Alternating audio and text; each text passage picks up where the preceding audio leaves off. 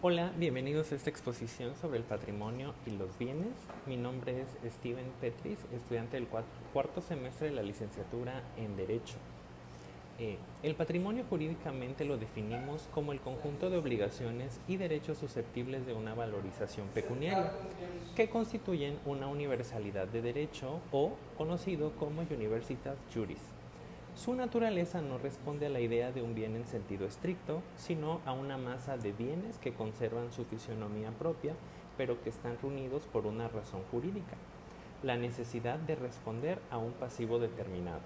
El patrimonio tiene dos elementos integrados por el activo y el pasivo. El activo comprende todos los bienes y derechos, mientras que el pasivo comprende cargas y obligaciones.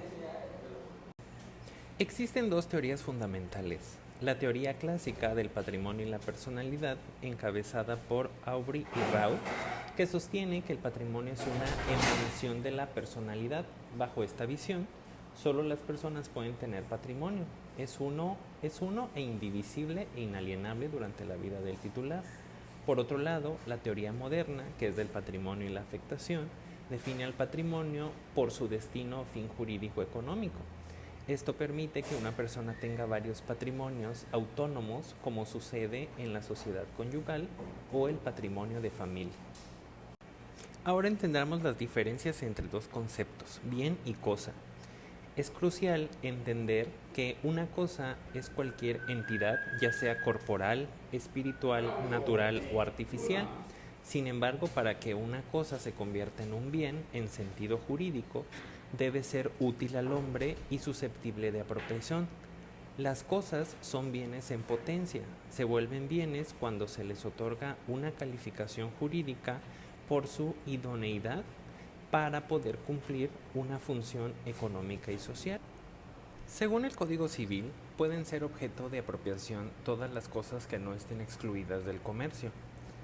Las cosas pueden quedar fuera del comercio por su naturaleza, es decir, si no pueden ser poseídas exclusivamente por un individuo, o por disposición de la ley, si son declaradas irreductibles a propiedad particular. Solo los bienes que no están en el comercio pueden ser objeto de posesión y propiedad. Es importante ahora, justo con la diferenciación de un bien y una cosa, entender cuáles pueden ser objeto de posesión y propiedad. Cuando hablamos de derechos reales y derechos personales, nos referimos a dos formas distintas en las que la ley regula las relaciones jurídicas. El derecho real es un poder jurídico que una persona ejerce de manera directa e inmediata sobre una cosa, es decir, sobre un bien. Esto significa que no necesita de la intervención de otra persona para hacerlo valer. Por ejemplo, cuando eres dueño de una casa, puedes usarla, disfrutarla, rentarla o venderla sin depender de alguien más. Además, este derecho es oponible a terceros, lo que se conoce como efecto erga omnes. En palabras simples, todos deben respetar ese derecho, no solo una persona en particular. Dos características clave de los derechos reales son, en primer lugar, el derecho de persecución, que permite al titular seguir el bien aunque cambie de manos. Por ejemplo, si te roban tu coche y alguien más lo compra, tú puedes reclamarlo. El derecho de preferencia, que significa que en ciertos casos el titular tiene prioridad frente a otros acreedores. Por ejemplo, en una hipoteca el banco tiene preferencia para cobrar sobre el bien. Por otro lado, tenemos el derecho personal o de crédito, que funciona de una manera distinta. Aquí no hay una relación directa con una cosa, sino una relación entre personas. En este caso, existe un acreedor que tiene el derecho de exigir y un deudor que tiene la obligación de cumplir. La prestación que se puede exigir puede ser de tres tipos: dar, como entregar un dinero; hacer, como prestar un servicio; o no hacer, como abstenerse de realizar cierta conducta. A diferencia del derecho real, este tipo de derecho solo puede exigirse contra una persona específica, es decir, no tiene efectos frente a todos. Dentro del estudio de los derechos reales, Existe una figura muy interesante conocida como las obligaciones propter rem, también llamadas obligaciones reales. Estas obligaciones tienen una característica muy particular. No dependen de la persona en sí, sino de la cosa, es decir, del bien. En otras palabras, la obligación va pegada al bien, lo sigue y se transmite automáticamente cuando ese bien cambia de dueño. Esto significa que el sujeto obligado no lo está por quien es, sino por la relación que tiene con el bien, ya sea como propietario o como poseedor. Es decir, si tú adquieres un bien que tiene una obligación de este tipo, automáticamente asumes esa carga. Un ejemplo muy claro lo encontramos en los condominios. Cuando alguien compra un departamento, también adquiere la obligación de pagar las cuotas de mantenimiento o las expensas. No importa quién sea el dueño, la obligación existe porque hay un bien sujeto a ese régimen.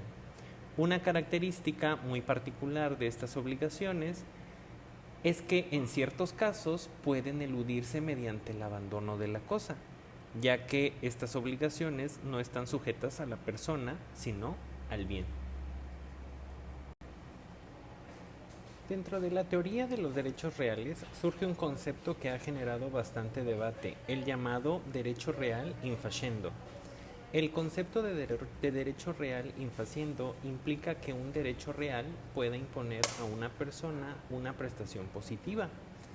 Aunque la máxima romana decía que las servidumbres no pueden consistir en un hacer, doctrinas como las de Louis Rigaud sostienen que existen casos donde el propietario del predio sirviente debe ejecutar actos para beneficio del titular del derecho real, como en ciertas servidumbres de apoyo. No obstante, gran parte de la doctrina los considera una forma de obligación propter rem. Entrando a la clasificación legal de los bienes, una de las distinciones más importantes es la que se hace entre bienes muebles e inmuebles. Esta clasificación es fundamental porque determina el régimen jurídico aplicable a cada tipo de bien. Por un lado, los bienes inmuebles son aquellos que no pueden trasladarse de un lugar a otro sin alterar su esencia. Estos se clasifican, en primer lugar, por su naturaleza, como es el caso del suelo, los terrenos y todas las construcciones adheridas a él, como casas o edificios. En segundo lugar, se encuentran los inmuebles por destino, que son aquellos bienes que, aunque en principio podrían ser muebles, el propietario ha destinado de manera permanente al servicio o explotación de un inmueble como maquinaria, herramientas o elementos de ornamentación. Finalmente, existen los inmuebles por el objeto al que se aplican, que incluyen los derechos reales que recaen sobre bienes inmuebles, como la propiedad o la hipoteca. Por otro lado, los bienes muebles son aquellos que pueden trasladarse de un lugar a otro, ya sea por sí mismos, como los animales, o mediante una fuerza externa, como ocurre con los objetos materiales. La doctrina y la ley también distinguen bienes fungibles, que pueden ser reemplazados por otros de misma especie y calidad, y no fungibles. Asimismo, existen bienes que son consumibles, es decir, que se agotan con el primer uso, y aquellos que no son consumibles. Otra división importante es según las personas a quienes pertenecen. Son bienes de dominio público que pertenecen a la federación, estados o municipios, y bienes de propiedad de particulares. Dentro del dominio público existen bienes de uso común destinados a un servicio público o bienes propios del Estado. La doctrina y la ley también distinguen bienes fungibles, que pueden ser reemplazados por otros de misma especie y calidad, y no fungibles. Asimismo, existen bienes que son consumibles, es decir, que se agotan con el primer uso, y aquellos que no son consumibles. Otra división importante es según las personas a quienes pertenecen.